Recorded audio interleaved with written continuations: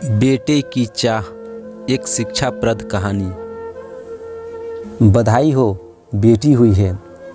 जैसे ही उसने अपनी बेटी को अपनी बाहों में लिया, उसने उसके लिए गहराई से सुरक्षा की भावना को महसूस किया, लेकिन फिर भी निराशा की भावना उसे अंदर से कचोट रही थी। वह हमेशा से एक बेटा चाहता था जो उसकी ही प्रतिमूर्ति हो, एक आदर्श लड़का जिसे वह एक अच्छा युवा और एक जिम्मेदार नागरिक बनाने के लिए उसका पालन करेगा। वह अक्सर एक पिता होने की कल्पना करता था। अपनी उस कल्पना में वह अपने बेटे को खेलते हुए देखता था, उसे पढ़ाता था, और अगर वह अपनी सब्जियां नहीं खाता था तो उसे प्यार से फटकार लगाता था। अपनी पत्नी की गर्भावस्था के दौरान वह अक्सर अपनी पत्नी से कहता था, हम अपने बेटे की परवरिश इस तरह करेंगे कि वह रिश्तों को महत्व देगा, वह लोगों की परवाह करेगा। जब हम बूढ़े हो जाएंगे तब भी हमारा बेटा हमारे पास ही रहेगा। वह इसलिए नहीं कि ऐसा करना उसकी मजबूरी होगी, बल्कि इसलिए कि वह भी ऐसा ही करना चाहेगा। जैसा ही वह प्रसव कक्ष के बाहर बेसब्री से बाहर आया, उसके पीछे पीछे उनकी डॉक्टर भी मुस्कुराते हुए बाहर आई। बधाई हो, आपकी बेटी हुई है। बेशक वह भी खुशी के साथ वापस मुस्कुराया, फिर भी एक खामोश निराशा उसके दिल में छा गई थी। क्या मैं दुखी हूँ क्योंकि हमारा बेटा नहीं हुआ, बेटी हुई है, या फिर ऐसा इसलिए है क्योंकि मुझे बेटी नहीं चाहिए थी? मैं एक शिक्षित, खुले विचारों वाला व्यक्ति हूँ। बेशक यह मेरी उदासी का कारण नहीं हो सकता। यह एक भावात्मक यातना थी। अब वह इस तरह के विचारों को दिमाग में नहीं लाना चाहता था।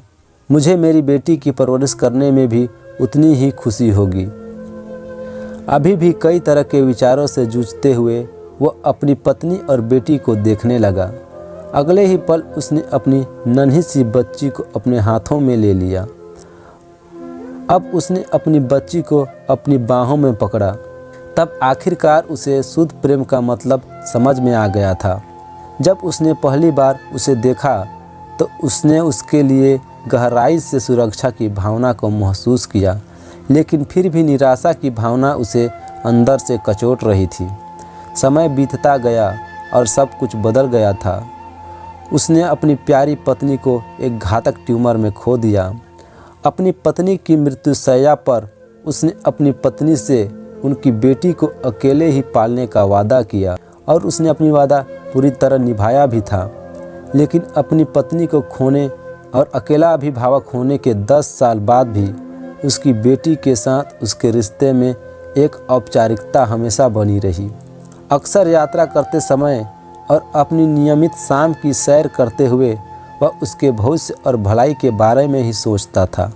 लेकिन आज भी अभी भी वह एक बेटे के लिए तरस रहा था, और सोचता था कि यदि उनका बेटा होता तो उनका आपस में कैसा रिश्ता होता। समय बीतता गया और सब कुछ वैसा का वैसा ही था, कुछ भी नहीं बदला था। खैर, एक बात ज़रूर बदल गई थी, उसकी बेटी की शादी हो गई थी और वह अपने जीवन साथी के साथ चली गई थी। लेकिन उसके लिए जीवन अभी भी वैसा ही था, सिवाय इसके कि वह बहुत उम्रदराज हो गया था और अब अधिक समय तक सैर करता था। एक रविवार की शाम को जब वो अपनी सैर से वापस आने लगा तो खुद को बहुत अकेला और उदास महसूस कर रहा था। उसके खाली और अंधेरे से घिरे हुए घर में वापस जाने से उसे घबराहट हो रही थी।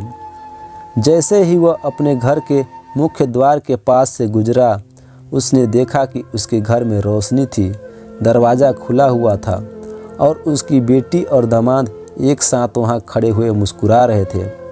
पिताजी, हमने सोचा कि अगर एक दूसरे के करीब रहेंगे तो यही सही रहेगा, उससे भी बेहतर रहेगा अगर हम एक दूसरे के पड़ोस में रहें।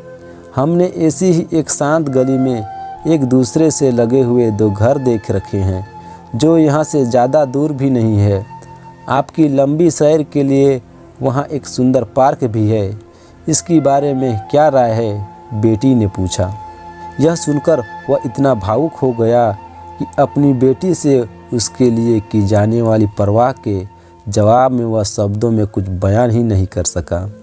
उसने बस बदले में स्वीकार में अपना सिर हिलाया और धीरे से मुस्कुरा दिया। महीनों बाद पार्क में घूमते हुए वह अपने जीवन की बीती हुई घटनाओं पर विचार कर रहा था।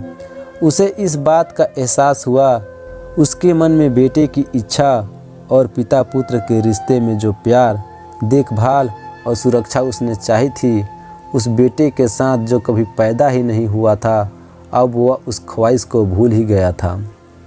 अपनी नादानियों के कारण हम अपने जीवन में प्यार को कहीं और ढूंढ रहे होते हैं, जबकि प्यार आपसे कहीं दूर नहीं होता है, बल्कि आपके आसपास ही होता है। इस एहसास से अभिभूत होकर वह मुस्कुराया। सैर ख़त्म करके वह अपने घर की तरफ चल दिया, जहां उनकी बेटी चाय के गर्म प्याले के साथ उसका इंतज़ार कर रही थी। उसकी लंबे समय से चली आ रही निराशा अब आनंद में बदल गई थी। यह कहानी आपको कैसी लगी हमें कमेंट करके ज़रूर बताएं, और अगर वीडियो अच्छी लगी तो वीडियो को लाइक, शेयर और चैनल में नए हैं तो चैनल को सब्सक्राइब करना ना भूलें।